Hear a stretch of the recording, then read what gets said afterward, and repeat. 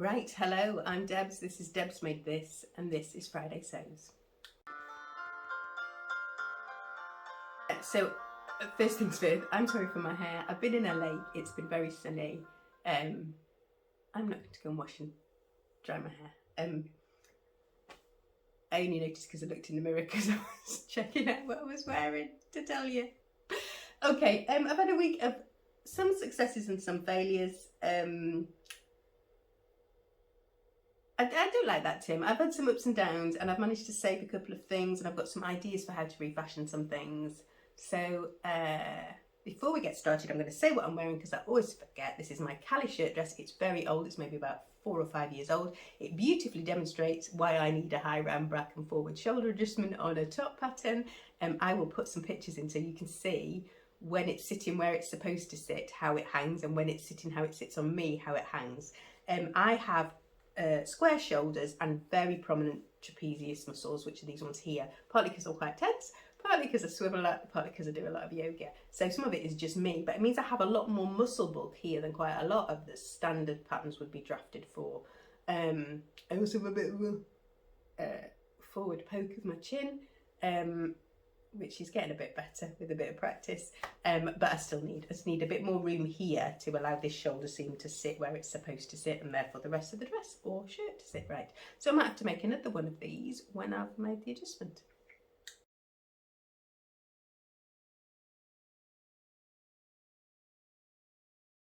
Okay, so the first thing you saw last week or the week before was these. Were these? Right. So liberated trousers. These are a fail. They are a fail. I'm gonna have a little bit more of a play with them to see if I can rescue them. So they have options for an elastic cuff, which I have put in. They have an elastic waist. They have these lovely big pockets, and I think it's probably a combination of the style with the fabric. Now they're fine to make this fabric into this style. I think it's just the vibe it gives. It's a little bit can't be arsed.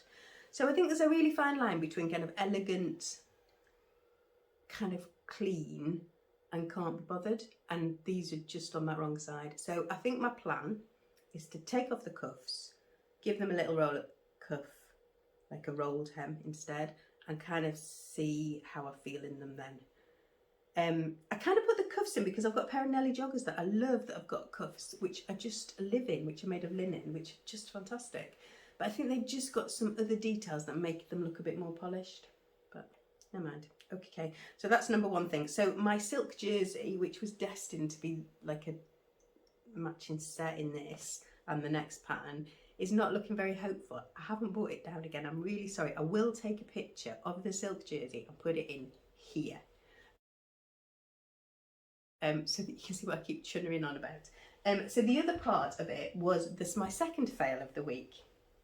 Sorry, my second not very successful bit of the week, which was the Fibre Mood IDA, which I made from a remnant of some Atelier brunette. It's not double gauze, it's a single gauze, so it is quite sheer.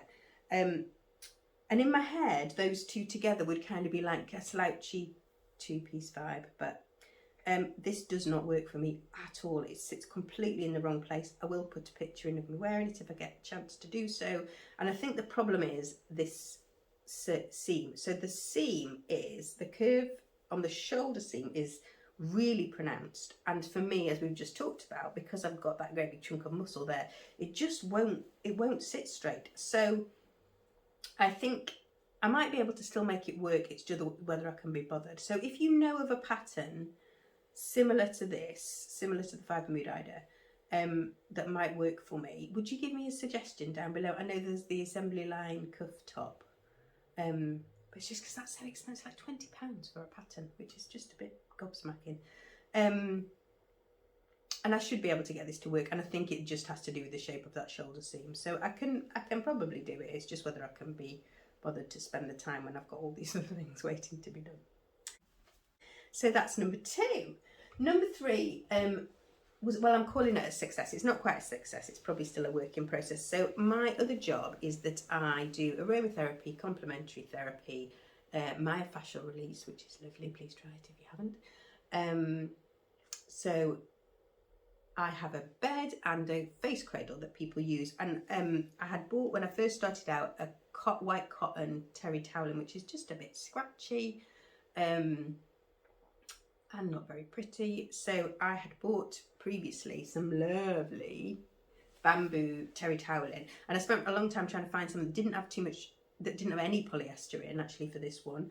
And then I've realised that that's probably an error because it's got to be washed quite hot, and I'm not sure how well this is going to survive. I finally, after 18 months, put the elastic in the corners to keep the sheet on the bed instead of just laying it over the top, and it seems to work fine. It's not my best work. It doesn't sit quite as well as I want it to sit, and I think it maybe needs just like a little restraining strap under the table to keep it right. But I will put a picture of what that set looks like now, and the client who was on it yesterday said it was lovely. So and it's obviously a beautiful colour. So what I'd forgotten when I started out making a template for this was that it has what's that called, Velcro on the back, which allows it to stick. Now actually I cut it away, so I've cut away the edges to allow the Velcro to stick. It has a pad added on that comes around the back to allow me to get it on and off of the cushion. But actually, because it's terry, actually it will stick to the Velcro itself, so I could have left it like it was. So I'm sure there will be another one of those. In fact, I've got some fabric to do some more with, and there might be some developments in the progress, but I was quite pleased that I'd managed to do that. Okay, number 4 thing is the Azura's blouse. Now, I'll put a picture of what this looked like. The sleeve head on this was really puffy, like properly puffy.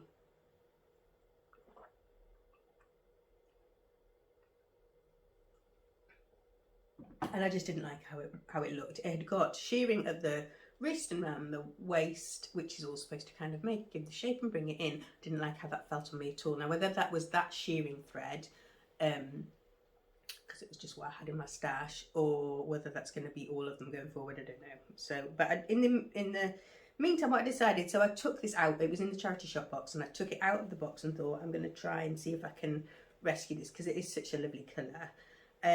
So I took the shearing out, which was a bit of a pig of a job, and the fabric didn't like it very much. You can still see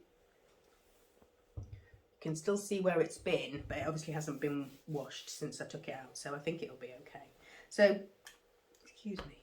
What I've done is to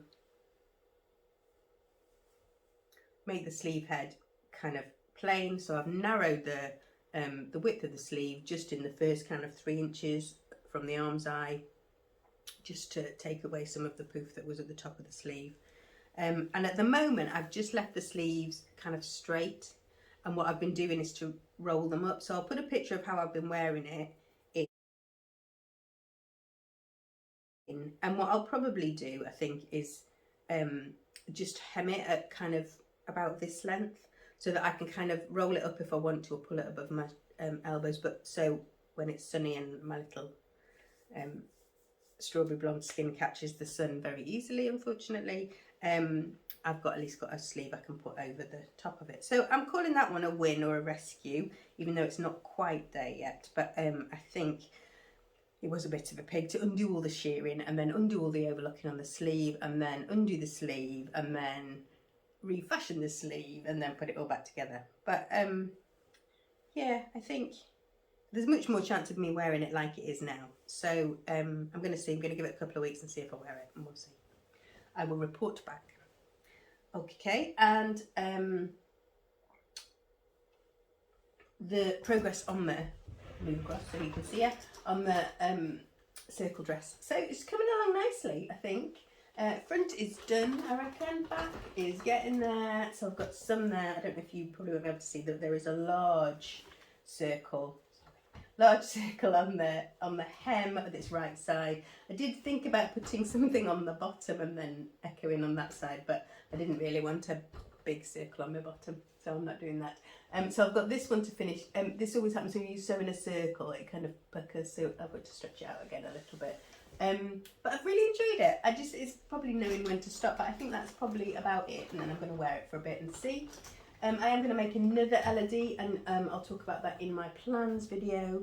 I have been cutting out like a mad woman, so I will insert a picture of my cutting table so you can see what it's looking like. There's an Ashton top there from Helen's Closet, which I just needed to, so I needed to upsize it because it was too tight on me, and I think that'll be really useful when I get that right. So I'm doing that in a out of a 12 fabric, so it was something that was the magnolia dress. I've just cut that to pieces to make it into that top, and I'll see how I get on with that. I've cut out Maria's bodice for her prom dress. I haven't got very long on that. That has to be a priority, and I've cut out a vest top.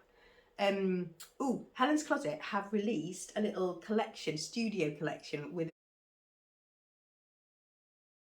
really cute pair of dungarees in. A very good t-shirt pattern with lots of options, which I probably won't get because I have both the Rowan and the Cashmerette t-shirt patterns, plus lots of other random top patterns, but I think I've got enough to be going on in there. And like a shirt or an overshirt pattern, but I'm going to make the seam work quince. I've got that in my collection, and I think I'll probably do that first of all. I don't think I probably would be purchasing that, but I think as a bundle it's really good beginners patterns. So if you know anybody who's a beginner sewist, I would probably recommend that. But and I have recommended it to people that I know who've just started sewing. So I think that's me. I am hopefully doing that plans video that I talked about. I have a massive pile of fabric upstairs in my bedroom. I try not to do that, but there is a massive pile of fabric in my bedroom, and there's also some new fabric which has been sitting here waiting to be shown to you. So I promise I'm going to get my bottoming gear and do a bit of filming. Not that it's the filming that takes the time, it's the flipping editing that takes the time, but you know that. Right, so I'm off. Okay, have a lovely week. Thank you ever so much for dropping by. Please like and subscribe. And I hope that you get some making done. Bye for now.